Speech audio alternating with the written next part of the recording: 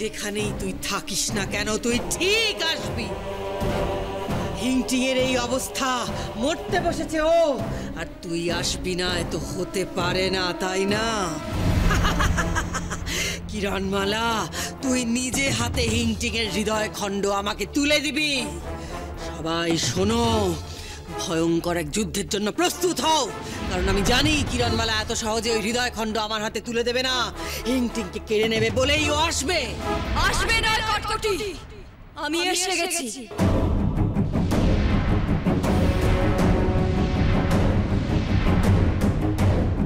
ঠিকই বুঝেছো তুমি কটকটি,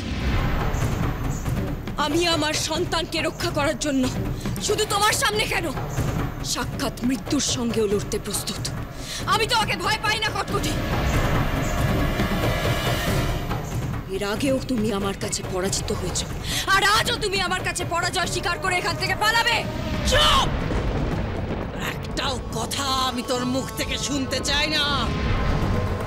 যাস না কিরণমালা, তোর সঙ্গে সঙ্গে তোর আলোকমালারও কি পরিণতি হতে পারে সেটা একবার ভেবে নে।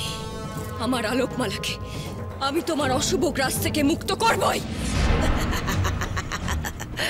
পারবি না কিরণমালা, পারবি না তুই। এখনো আমি সাবধান করছি তোকে, এখনো বলছি তোকে, হিংটিকের হৃদয় খণ্ড আমার হাতে তুলে দে কিরণমালা। যদি তোর আলোকমালার ভালো চাস, আমি কথা দিচ্ছি তোকে, হিংটিকের হৃদয় খণ্ড আমাকে দিয়ে দে, তাহলে আমিও আলোকমালার কোনো ক্ষতি করব না। আমি আমার আলোকমালাকে বাঁচাতে এসেছি কটকটি, তোমার হিংটিকে নয়। আমি আজ আমার সন্তানকে রক্ষা করার জন্য মরণপণ লড়াই করতে এসেছি। দেখি আজ কে যেতে, রাক্ষসী রানী কটকটি নাকি একজন মা। দেখো দেখো রাজা হুড়ুর, নিজে চোখে দেখো তুমি। আমি তোমাকে বলেছিলাম কিরণমালা আবার আসবে, আমাদের হিংটিংকে কেড়ে নিতে ও আবার আসবে। দেখো দেখো, নিজে চোখে দেখো তুমি। মারো, মারোকে শেষ করে দাও, শেষ করে দাও ওকে।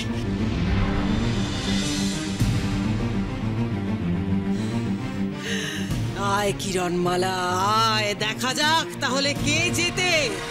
তুই হিংটিংকে কেড়ে নিয়ে যেতে পারিস, নাকি আমি তোর কাছ থেকে হিংটিংয়ের হৃদয় খণ্ডগুলো কেড়ে নিতে পারি, দেখা যাক। একজন মায়ের শক্তির কাছে তোমাকে হারতেই হবে কটকটি।